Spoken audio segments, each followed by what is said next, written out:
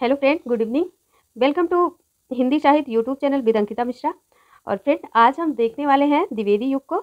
आज का हमारा टॉपिक द्विवेदी युग है फ्रेंड। इसके पहले मैंने भारतेंदु युग और आधुनिक काल का सामान्य परिचय देख लिया था और घटना चक्र की एक प्लेलिस्ट बनी हुई है इसी चैनल पर। तो फ्रेंड, इस पुस्तक की जितनी भी वीडियो पड़ेगी तो प्लेलिस्ट में रहेगी, आप जाके देख सकते हैं। और डिस्क्रिप्शन में ही लिंक मिल जाएगा आपको टेलीग्राम का, तो आप टेलीग्राम चैनल ज्वाइन कर लेंगे, आपको क्लास निरंतर मिलती रहेगी। और बहुत बहुत स्वागत है आज की क्लास में। हमारे जो भी फ्रेंड, जो भी बहन और भाई जो भी हैं, सभी लोग से रिक्वेस्ट है कि चैनल को सब्सक्राइब कर लें, लाइक शेयर ज़रूर करें फ्रेंड, एक लाइक करके ही जाएं। तो चलिए हम देखते हैं आज का अपना पहला क्वेश्चन, यानी हम 5th क्वेश्चन से देख रहे हैं फ्रेंड। और पहले के 2-3 क्वेश्चन वो हमने देख लिया था।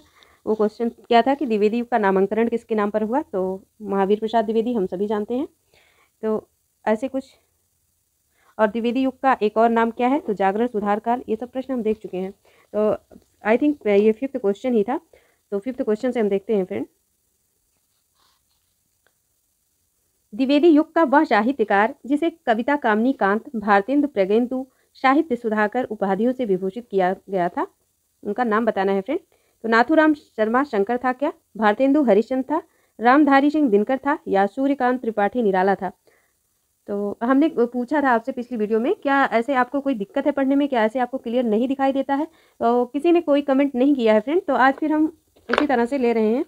अगर किसी को दिक्कत महसूस हो रहा है, या लाइट दिखाई दे रहा है, या देखने में कोई भी समस्या आ रही है, तो आप कमेंट जरूर कर दीजिए, फिर हम बुक से ही कंटिन्यू करेंगे फ्रेंड। तो इसमें कौन सा हमारा क्वेश्चन सही हो जाएगा। कविता कामनी कांत यानी भारतेंदु प्रगेंदु किसे कहा जाता है, तो नाथूराम शर्मा शंकर को, यानी option A is right answer हो जाएगा हमारा। नेक्स्ट प्रश्न पर चलते हैं फ्रेंड। नेक्स्ट प्रश्न देखने से पहले हम थोड़ा डिटेल देख लेते हैं इस क्वेश्चन का। द्विवेदी युग के कवि नाथूराम शर्मा शंकर ब्रज भाषा के कवि थे, किंतु शीघ्र ही खड़ी बोली की ओर झुक गए थे और इन्होंने राजा रवि वर्मा के चित्रों के आधार पर कविताएं लिखी। ये समस्या पूर्ति में बड़े कुशल थे। इन्हें कविता कामनी कांत, भारतेंदु प्रगेंदु और साहित्य सुधाकर आदि उपाधियों से विभूषित किया गया था। अनुराग रत्न, शंकर सरोज, गर्भरंढा रहस्य, शंकर सर्वस्व इनके प्रमुख काव्य ग्रंथ हैं। ये प्रायः अतिशयोक्ति पूर्ण कविता लिखते थे। तो क्लियर हो गया। नेक्स्ट प्रश्न पर चलते हैं फ्रेंड। ज्ञान राशि के संचित कोश का नाम ही साहित्य है, यह उक्ति किस साहित्यकार की है। हजारी प्रसाद द्विवेदी की है, नंद दुलारे वाजपेयी की है, महावीर प्रसाद द्विवेदी की है, या मुक्तिबोध की है। तो बहुत ही इंपॉर्टेंट है फ्रेंड और इजी भी है। तो ज्ञान राशि के संचित कोश का नाम साहित्य है, ये आचार्य महावीर प्रसाद द्विवेदी की उक्ति है। नेक्स्ट प्रश्न पर चलते हैं फ्रेंड। नेक्स्ट प्रश्न है, आंसर भी दिख ही रहा है। महावीर प्रसाद द्विवेदी रचित अर्थशास्त्र विषय का ग्रंथ पूछा गया है, किस विषय का ग्रंथ है, ऐसे क्वेश्चन सटीक बैठता। तो फ्रेंड, ये संपत्ति शास्त्र विषय का ग्रंथ है। नेक्स्ट क्वेश्चन देखते हैं, आइए देख लेते हैं थोड़ा डिटेल। और यह संपत्ति शास्त्र पुस्तक 1908 में प्रकाशित हुआ है। आर्थिक राजनीतिक यथार्थ का अभूतपूर्व चित्रण है इसमें। फिर से वही क्वेश्चन है।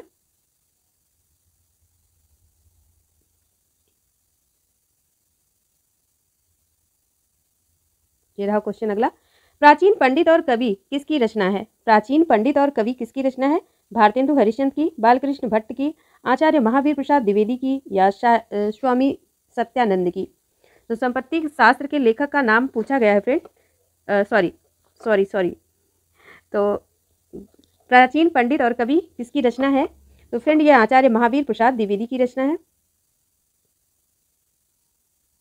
प्राचीन पंडित और कवि आचार्य महावीर प्रसाद द्विवेदी की रचना है। इस पुस्तक में उन्होंने लिखा है कि रस ही कविता का सबसे बड़ा गुण है। तो इन्होंने कविता का सबसे बड़ा गुण किसको माना है, रस को ही माना है।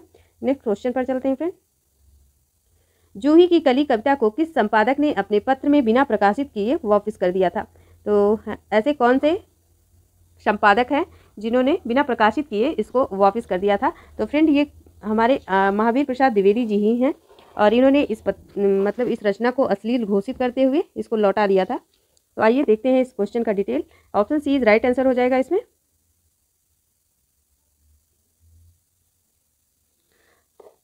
आचार्य महावीर प्रसाद द्विवेदी के साहित्य नेतृत्व के उत्कर्ष काल में निराला की साहित्य जीवन शुरू होता है।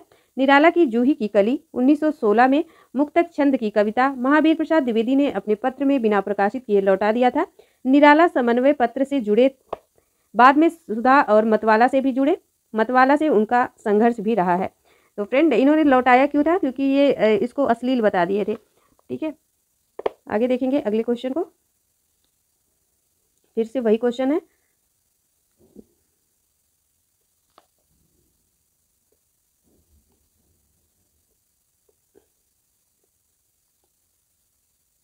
दिखाई नहीं दे रहा फ्रेंड ना?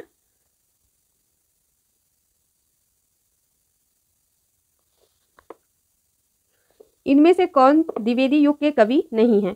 अयोध्या सिंह उपाध्याय हरिऔध, सोहनलाल द्विवेदी या राम नरेश त्रिपाठी या मैथिली शरण गुप्त। इनमें से कौन द्विवेदी युग का कवि नहीं है? तो फ्रेंड कौन नहीं है? द्विवेदी युग के कवि कौन नहीं है? तो option B is right answer हो जाएगा फ्रेंड, सोहनलाल द्विवेदी।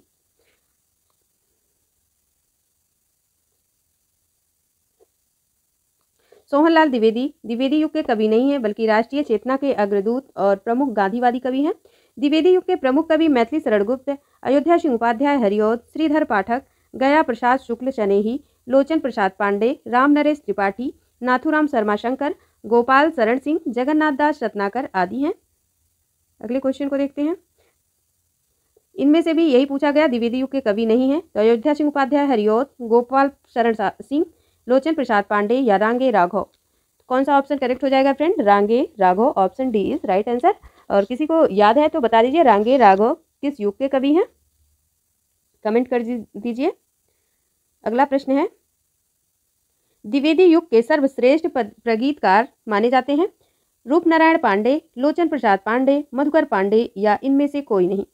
तो प्रगीतकार के रूप में सर्वप्रथम कौन माने जाते हैं फ्रेंड? तो Mukutdhar Pandey, option C is right answer.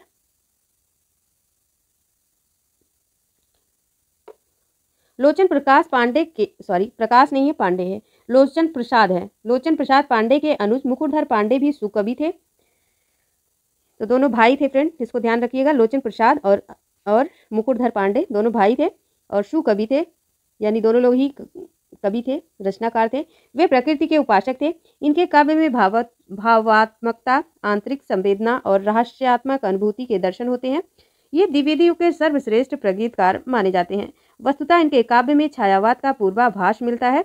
पूजा फूल, कानन कुसुम इनके प्रकाशित काव्य संकलन है। तो किसके प्रकाशित काव्य संकलन है? मुकुटधर पांडे के। कौन कौन से? पूजा फूल, कानन कुसुम। और इम्पोर्टेंट बात क्या है कि ये काव्य में छायावाद के, इनकी रचना में काव्य में छायावाद का पूर्वाभास मिलता है। और प्रगीतकार सर्वश्रेष्ठ तो हैं ही ये। और नेक्स्ट प्रश्न पर चलते हैं फ्रेंड। नेक्स्ट प्रश्न क्या है देखते हैं। तो प्रश्न वही है फ्रेंड, छायावाद का पूर्वाभास किस कवि की रचनाओं में मिलता है? तो option A is right answer हो जाएगा, मुकुटधर पांडे। किस कवि की रचनाओं में, फिर से वही क्वेश्चन है, पूर्वाभास संलक्षित होता है? तो option C is right answer है। और अगला प्रश्न है फ्रेंड, और इम्पॉर्टेंट प्रश्न है, खड़ी बोली हिंदी का प्रथम महाकाव्य है। जितना इजी प्रश्न है उतना ही मोस्ट इम्पॉर्टेंट है ये। कविता कौमुदी है क्या? उद्धव चरित्र है, प्रिय प्रवास है या लोकायतन है? खड़ी बोली हिंदी का प्रथम महाकाव्य कौन सा है? तो प्रिय प्रवास है फ्रेंड। और जिसमें सर्ग की बात करें तो 17 सर्गों में है। और आइए इसी प्रश्न का डिटेल हम देखते हैं।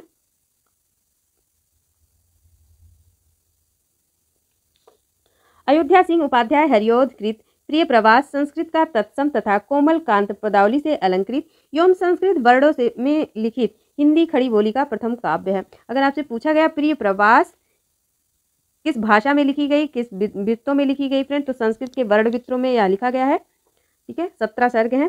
श्रृंगार करुण रस की प्रधानता है। प्रिय प्रवास प्रथम महाकाव्य माना ही जाता है। और सन पूछे तो 1914 ईस्वी है इसका।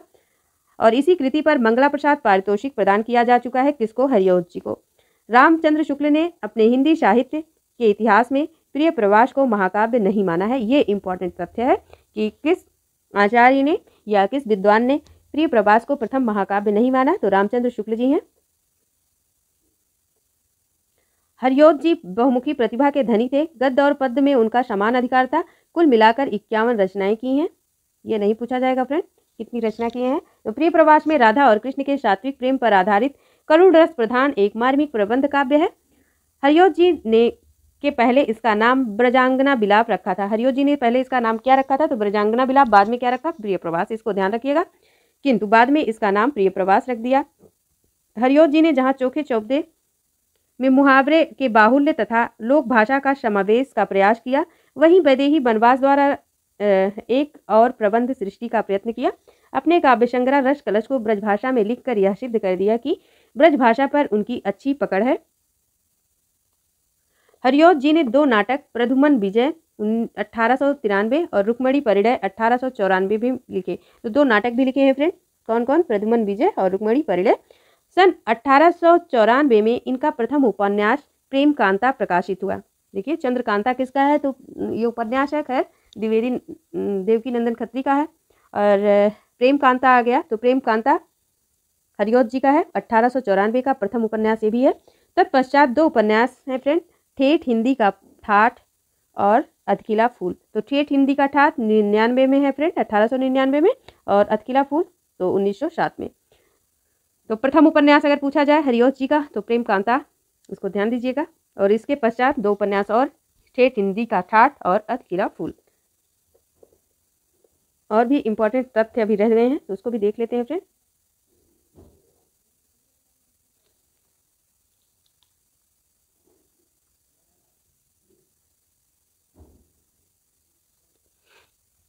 हरिऔध जी की अन्य महत्वपूर्ण रचनाएं हैं रसिक रहस्य 1899 में, प्रेमांबु वारिद प्रेम प्रपंच 1900, प्रेमांबु प्रश्रवण, प्रेमांबु प्रवाह, देखिए प्रेमांबु करके इन्होंने लिखा है, प्रेम पुष्पाहार, उद्बोधन, काव्योपवन, करमवीर, ऋतु मुकुर, पदम प्रसून और प्रदम प्रमोद। तो यहाँ से तो कभी पूछा नहीं गया प्रश्न, बस वही 2 पूछा गया है 2 उपन्यास के बारे में। एक तो अधकिला फूल, दूसरा ठेठ हिंदी का ठाठ। और क्या पूछा गया है? हिंदी का प्रथम महाकाव्य जो इनके द्वारा है, इनके सर्ग को पूछ लिया जाता है।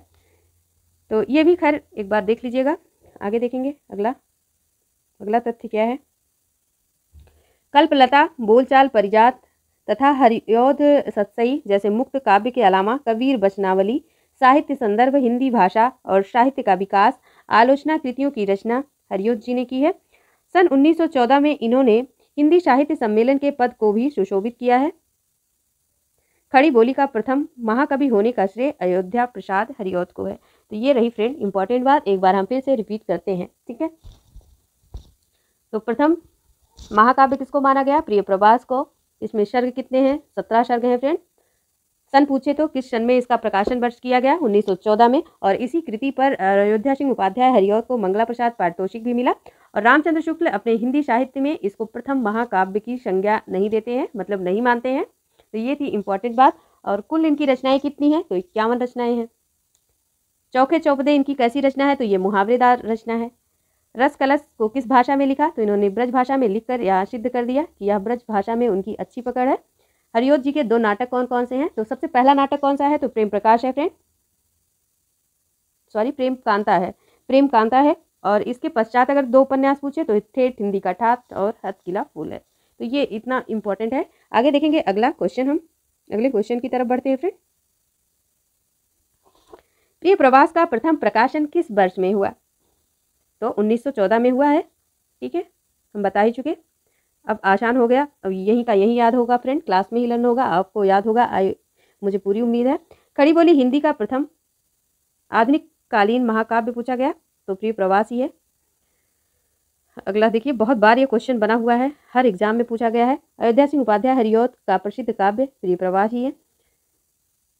और देखिए हरिऔध के प्रिय प्रवास महाकाव्य में सर्गों की संख्या 17, 19, 21 या 23, तो 17 है, ऑप्शन ए। और अगला क्वेश्चन है, अयोध्या सिंह उपाध्याय हरिऔध द्वारा लिखित काव्य ग्रंथ कौन सा है? पथिक है, कनुप्रिया है, या यहाँ हम ऑप्शन दे रहे हैं चोखे चौपदे है क्या? चोखे चौपदे है क्या? चौपदे, या वासव दत्ता है, या वासव दत्ता है, वासव दत्ता है, यही ऑप्शन है सेम पेज, नेक्स्ट पेज में फ्रेंड।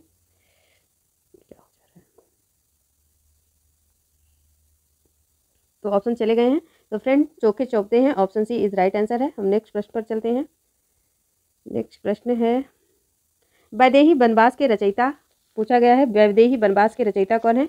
अयोध्या सिंह उपाध्याय हरिऔध हैं, मैथिली शरण गुप्त हैं, भारतेंदु हरिश्चंद्र हैं, या रामधारी सिंह दिनकर हैं? तो वैदेही बनवास के रचयिता कौन है फ्रेंड?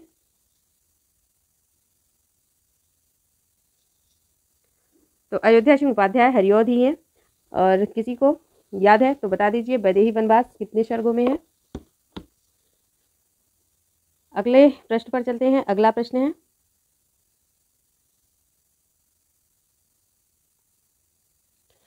खड़ी बोली के प्रथम महाकाव्य प्रिय प्रवास के रचयिता पूछा गया।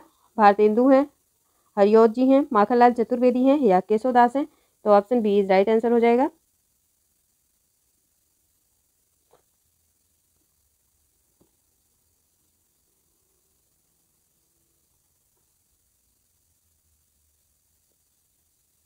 अगला प्रश्न देखते हैं फ्रेंड, निम्नलिखित में कौन सी रचना अयोध्या सिंह उपाध्याय हरिऔध की नहीं है? विचित्र विवाह, वैदेही वनवास, चोखे चौपदे या चुगते चौपदे। तो कौन सी रचना हरिऔध की नहीं है फ्रेंड? तो वैदेही वनवास तो है, चोखे चौपदे भी है, चुगते चौपदे भी है। तो कौन सी नहीं है? Option A is right answer हो जाएगा, विचित्र विवाह। तो विचित्र विवाह किसकी रचना है? तो विचित्र विवाह फ्रेंड ये रामचरित उपाध्याय की रचना है। देख लेते हैं हम। हाँ बिल्कुल इन्हीं की रचना है। विचित्र विवाह, राष्ट्र भारती, देवदूत, देवसभा रामचरित उपाध्याय की कृतियां हैं। इसके अतिरिक्त इन्होंने रामचरित चिंतामणि नामक प्रबंध काव्य की भी रचना की। शेष कृतियां अयोध्या सिंह उपाध्याय हरिऔध की है। अगला प्रश्न है और इम्पॉर्टेंट प्रश्न है फ्रेंड, वेरी वेरी इंपॉर्टेंट है। दिवस का अवसान समीप था, गगन था कुछ लोहित हो चला, तरु शिखा पर जब थी राजती कमलनी, कुल बल्लभ की प्रभा। काव्य पंक्तियों का संबंध पूछा गया है और हम ऑप्शन यही बगल में दे रहे हैं क्योंकि आएगा नहीं। देखते हैं आता है कि नहीं आता है। तो चलिए आ ही गया। तो किससे यह पंक्तियां हैं फ्रेंड? आंसू से है, परिवर्तन से है, प्रिय प्रवास से है या किसान से है। तो फ्रेंड कौन सा ऑप्शन सही होगा? Option C is right answer. यह प्रिय प्रवास से है। और प्रिय प्रवास किसकी रचना है? तो अयोध्या सिंह उपाध्याय हरिऔध की है। आगे देखेंगे अगला क्वेश्चन। समय इसका 1914 ईस्वी है। अगला प्रश्न है, द्विवेदी युग की कविता है, उपदेशात्मक एवं इतिवृत्तात्मक है क्या? प्रकृति चित्रात्मक है, नव जागरण परक है या नारी चेतनात्मक है? द्विवेदी युग की कविता कैसी है फ्रेंड? तो ये उपदेशात्मक और इतिवृत्तात्मक है। Option A correct answer.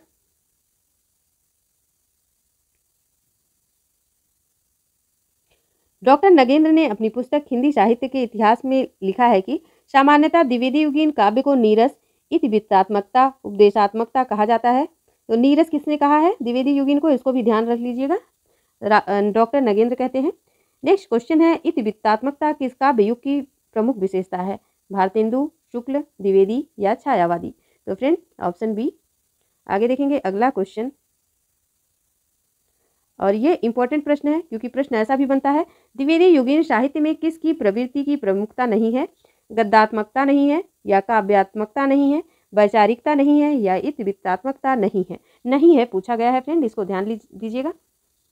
तो ऑप्शन बी, इसमें काव्यात्मकता नहीं थी फ्रेंड। ठीक है, विचार भी था, गद्यात्मकता भी थी और इतिवृत्तात्मकता भी थी, उपदेशात्मकता भी थी, लेकिन क्या नहीं था? तो काव्यात्मकता नहीं थी फ्रेंड।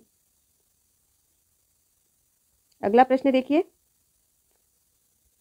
मधुप उपनाम से काव्यानुवाद करने वाले कवि निम्नलिखित में से कौन है? महावीर प्रसाद द्विवेदी हैं, मैथिली शरण गुप्त हैं, माखनलाल चतुर्वेदी हैं या भारतेंदु हरिश्चंद्र हैं? तो कौन सा ऑप्शन करेक्ट हो जाएगा? तो फ्रेंड मधुप उपनाम से कौन लिखते थे? मैथिली शरण गुप्त। और इनका उपनाम क्या है? दद्दा भी है, आप जानते ही हैं। तो चलिए हम इस क्वेश्चन का डिटेल देखते हैं फ्रेंड।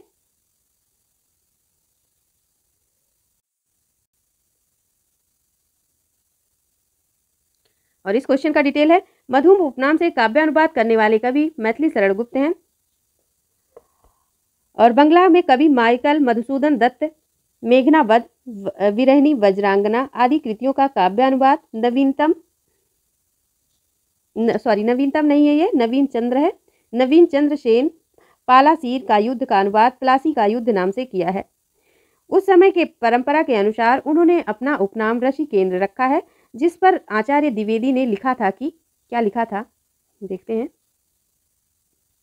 इसमें द्विवेदी जी ने लिखा था, ऋषि केंद्र बनने से की इच्छा छोड़िए, वह समय आ गया है। स्वदेश नामक कविता की रचना, इनका उपनाम भारतीय था। पिता श्री उपनाम से उन्होंने सवैया की भी रचना की थी और मैथिली शरण गुप्त ने स्वयं को कौटुंबिक कवि मात्र कहा है। महात्मा गांधी ने इन्हें भारत भारती रचना के लिए राष्ट्रकवि की उपाधि दी। इनके आधुनिक युग का तुलसी भी कहा जाता है, इन्हें आधुनिक युग का तुलसी भी कहा जाता है। द्विवेदी युग के हरगीत का छंद का बादशाह भी माने जाते हैं और आचार्य रामचंद्र शुक्ल इन्हें सामंजस्यवादी कवि कहे हैं। तो क्या क्या इंपॉर्टेंट तथ्य रहा है फ्रेंड? इंपॉर्टेंट तथ्य क्या रहा है इसके बारे में कि एक तो इनका उपनाम क्या था? मधुप था। मैथिली शरण गुप्त का उपनाम क्या था? मधुप था। और इनको बंगला कवि माइकल मधुसूदन दत्त की मेघनावध, बिरहणी बजरांगना आदि कवियों का काव्य अनुवाद तथा नवीन चंद्र सेन पलाशीर युद्ध का अनुवाद इन्होंने किस नाम से किया? तो पलाशी का युद्ध नाम से किया है। ठीक है, पलाशी का युद्ध नाम से किस किस रचनाओं का इन्होंने अनुवाद किया है? तो बंगला कवि माइकल मधुसूदन दत्त की मेघनावध को, और बिरहणी बजरांगना को, और नवीन चंद्र सेन की रचना है फ्रेंड पलाशवीर। इसको इन्होंने पलाशी का युद्ध नाम से अनुवाद किया है। और तब इनको द्विवेदी जी ने क्या कहा है कि अब जो है रस केंद्र बनने की इच्छा छोड़िए, वह समय आ गया है, स्वदेश नामक कविता की रचना कीजिए। और स्वदेश नामक कविता की रचना में इन्होंने अपना नाम क्या रखा था? तो भारतीय रखा था। पिताश्री उपनाम से इन्होंने सवैया की भी रचना की है। और इन्होंने स्वयं को क्या कहा? कौटुंबिक मातृ कवि कहा है। महात्मा गांधी ने भारत भारती रचना पर इन्हें राष्ट्र कवि की उपाधि भी दी है। और आधुनिक युग की तुलसी भी कहा जाता है इन्हें। हरगीत का छंद के बादशाह भी माने जाते हैं। और रामचंद्र शुक्ल ने सामंजस्यवादी कवि कहते हैं। तो ये थे फ्रेंड इंपॉर्टेंट तथ्य, आप एक दो बार इसको देख लीजिएगा। अगला प्रश्न देखते हैं, भारत भारती का प्रकाशन वर्ष कब हुआ? तो फ्रेंड 1912 में हुआ, जिस पर महात्मा गांधी ने इन्हें कौन सी उपाधि दी? तो राष्ट्र कवि की उपाधि दी है। आगे देखेंगे अगली रचना क्या है, अगला क्वेश्चन क्या है।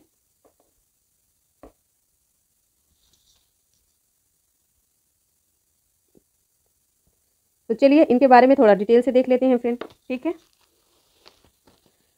3 अगस्त 1886 को झांसी उत्तर प्रदेश चिरगांव में जन्मे मैथिली शरण गुप्त हिंदी के सर्वाधिक प्रभावी और लोकप्रिय रचनाकारों में से एक हैं। और इनकी कविताओं में बौद्ध दर्शन, महाभारत, रामायण आदि के कथानक स्वतः उतर आते हैं।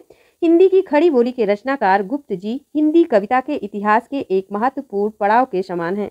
उन्होंने सन 1912 में राष्ट्रीय भावनाओं से ओतप्रोत भारत भारती का प्रकाशन किया, जो 3 खंडों में है। तो इम्पोर्टेंट बात है, इनका जन्म कब हो गया? 1886 ईस्वी में। कहाँ हुआ? झांसी उत्तर प्रदेश चिरगांव में हुआ। और क्या है महत्वपूर्ण तथ्य को देखते हैं और महत्वपूर्ण तथ्यों की तरफ चलते हैं। तो गांधी जी ने मैथिली शरण गुप्त को राष्ट्रीय कवि की संज्ञा दी या उपाधि दी। गुप्त जी को सन 1954 में पद्म भूषण भी प्रदान किया गया। साकेत इनकी सर्वोत्कृष्ट रचना है, जिसमें लक्ष्मण की पत्नी उर्मिला को नायिका बनाकर राम कथा कही गई है। और इनकी अन्य प्रमुख रचनाएं हैं जयद्रथ वध, बिकट भट्ट, गुरुकुल, किसान, सिद्धराज, जय भारत, द्वापर, बैताली, कुड़ाल, यशोधरा, पंचवटी, विडंबना, अर्जुन और विसर्जन, काबा और करबला। ठीक है, अन्य रचनाएं इनकी ये हैं फ्रेंड। आगे देखेंगे, अब फिर से वही बात आ गई कि गुप्त जी के अनुदित काव्य कौन कौन से हैं। तो एक तो पलासी का युद्ध, मेघनाथ वध, वृत्त संहार, यशोधरा की नायिका गौतम बुद्ध की पत्नी यशोधरा हैं। किसान में एक सामान्य किसान के जीवन के संघर्ष की कथा कही गई है। रंगभंग में राजपूती आन की कथा है। और जैनी मार्क्स की पुत्री पर जैनी पर रचित प्रबंध काव्य है।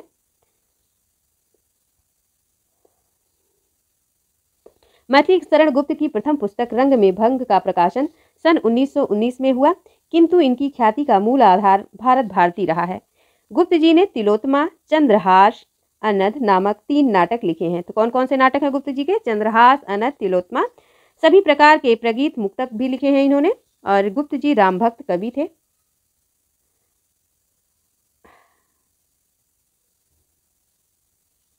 गुप्त जी की प्रारंभिक रचनाएं कलकत्ता से निकलने वाले वैश्योपकारक में प्रकाशित होती थी। बाद में इनका परिचय आचार्य महावीर प्रसाद द्विवेदी से हुआ और इनकी रचनाएं सरस्वती पत्रिका में प्रकाशित होने लगी।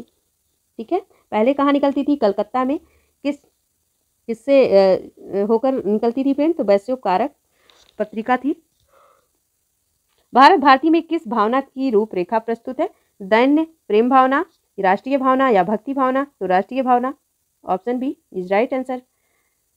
अब अगला प्रश्न है, अब बताइए एक बार तथ्यों को पढ़ने के बाद क्वेश्चन करने से तुरंत का तुरंत याद हो रहा है कि नहीं हो रहा है? तो फ्रेंड मुझे तो ये बहुत ही बेहतर प्रक्रिया लगता है कि एक बार डिटेल को पढ़ लें, फिर उससे जुड़कर क्वेश्चन को निकाला जाए, तो बहुत ही जल्दी लर्न हो जाता है। राजपूती यान की कथा किस में है? सिद्धराज में है, पंचवटी में है, या रंग में भंग है, या साकेत है? तो फ्रेंड रंग में भंग है, option B is right answer. और नेक्स्ट प्रश्न को देखते हैं। नेक्स्ट प्रश्न क्या है? चिरगांव किस कवि का जन्म हुआ था? माखनलाल चतुर्वेदी, मैथिली शरण गुप्त, सुभद्रा कुमारी चौहान, या सुमित्रा नंदन पंत? तो फ्रेंड किसका हुआ था? Maithili Sharan Gupt, option B is right answer. अगला प्रश्न है, किसान के रचनाकार कौन है? मैथिली शरण गुप्त, निराला, हरिऔध प्रसाद? तो मैथिली शरण गुप्त हैं, ऑप्शन पढ़ने की भी जरूरत नहीं है फ्रेंड।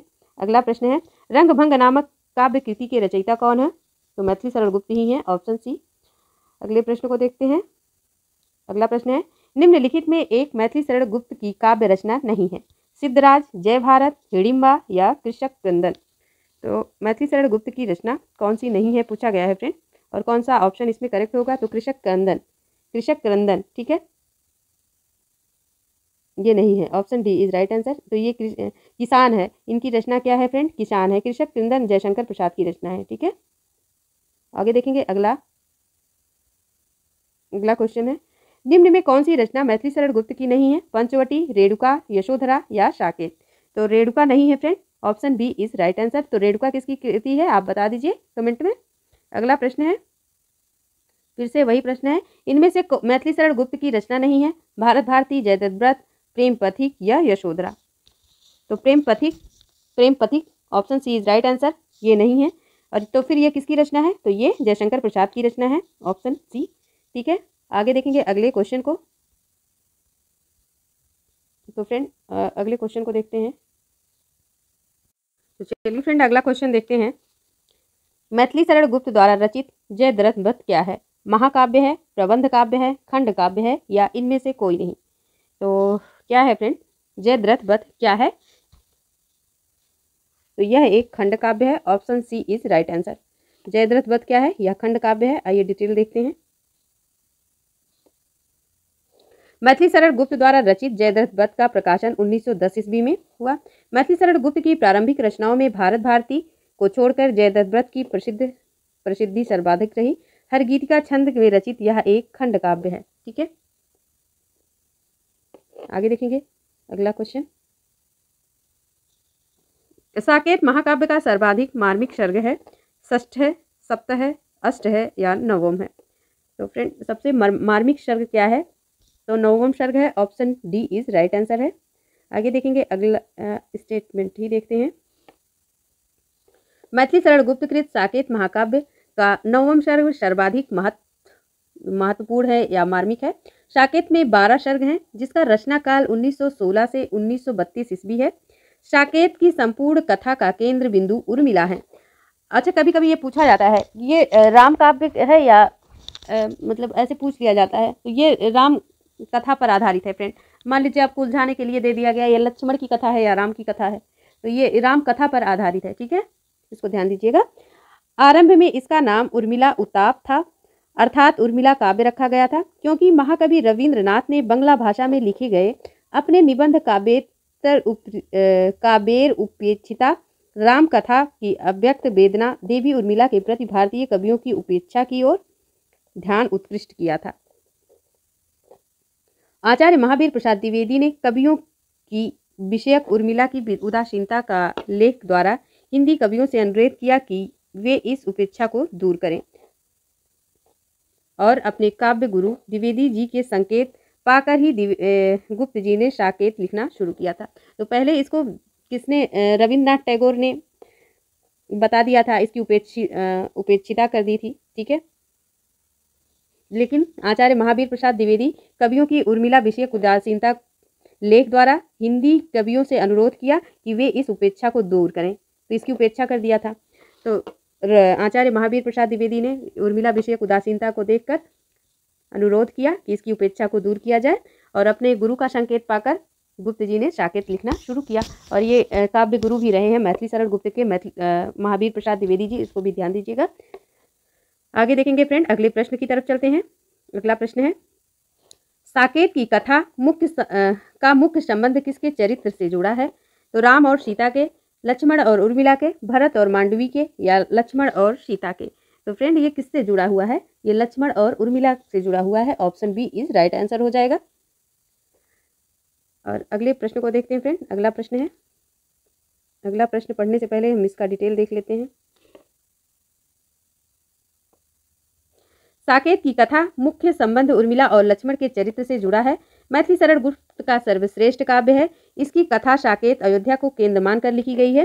और कभी कभी आपसे पूछ लेता है साकेत का अर्थ क्या है, तो साकेत का अर्थ अयोध्या है। ठीक है। इस काव्य का प्रारंभ अयोध्या के राजभवन में होने वाले लक्ष्मण उर्मिला के विनोद से होता है। यह विशद प्रबंध काव्य है और इसमें लक्ष्मण की पत्नी उर्मिला की नायिका बनाकर राम की कथा कही गई है। साकेत की रचना मूल प्रेरणा गुप्त जी को महावीर प्रसाद द्विवेदी के एक लेख उर्मिला विषयक उदासीनता से मिली, जो 1908 में सरस्वती पत्रिका में जुलाई में भुजंग भूषण भट्टाचार्य की छदम नाम से छपा था। इसको भी ध्यान रखिएगा। ठीक है। तो किस लेख से मिला था फ्रेंड इनको, यह प्रेरणा लिखने की किस ग्रंथ से मिला था? तो द्विवेदी जी का एक ग्रंथ था उर्मिला विषयक उदासीनता, जिससे इन्हें साकेत लिखने की प्रेरणा मिली। ठीक है। और सपोर्ट इनके काव्य गुरु महावीर प्रसाद द्विवेदी ने किया ही था, अनुरोध किया था इन्होंने कि इसकी उपेक्षा ना की जाए। आगे देखेंगे। अगला प्रश्न है, मैथिली शरण गुप्त ने इतिहास की उपेक्षिता नारी पात्र को निम्न में प्रतिष्ठित किया है। भारत भारती, रंग में भंग, या ऑप्शन है द्वापर या साकेत। तो किसमें किया था फ्रेंड, कौन सा ऑप्शन करेक्ट हो जाएगा? तो किसमें किया था? साकेत में। Option D is right answer हो जाएगा। अगले प्रश्न पर चलते हैं। अगला प्रश्न है, अगला प्रश्न और आज का लास्ट भी प्रश्न है, लास्ट ही है। ठीक है। द्विवेदी युग के संपूर्णता प्रतिनिधि कवि हैं। श्रीधर पाठक हैं, हरिऔध हैं, मैथिली शरण गुप्त हैं, या इनमें से कोई नहीं है? तो कोई नहीं कैसे हो सकता है फ्रेंड?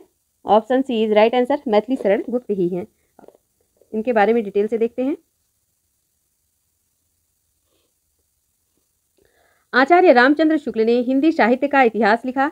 गुप्त जी की प्रतिभा की सबसे बड़ी विशेषता है कि काला अनुसरण की क्षमता, अर्थात उत्तरोत्तर में बदली हुई भावनाओं और काव्य प्रणालियों का ग्रहण करते चलने की शक्ति।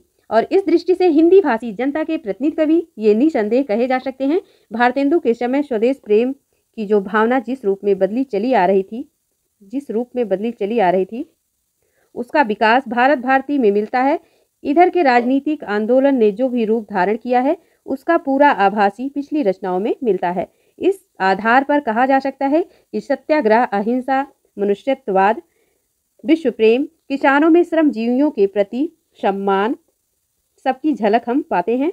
और द्विवेदी युग के संपूर्णता प्रतिनिधि कवि मैथिली शरण गुप्त हैं। और इसके बाद हमारा टॉपिक आता है फ्रेंड छायावाद। और छायावाद अपने आप में एक विराट सिलेबस है, बड़ा है, तो इसको हम कल देखेंगे फ्रेंड। आज के लिए इतना ही। सभी को धन्यवाद। मिलते हैं नेक्स्ट क्लास में।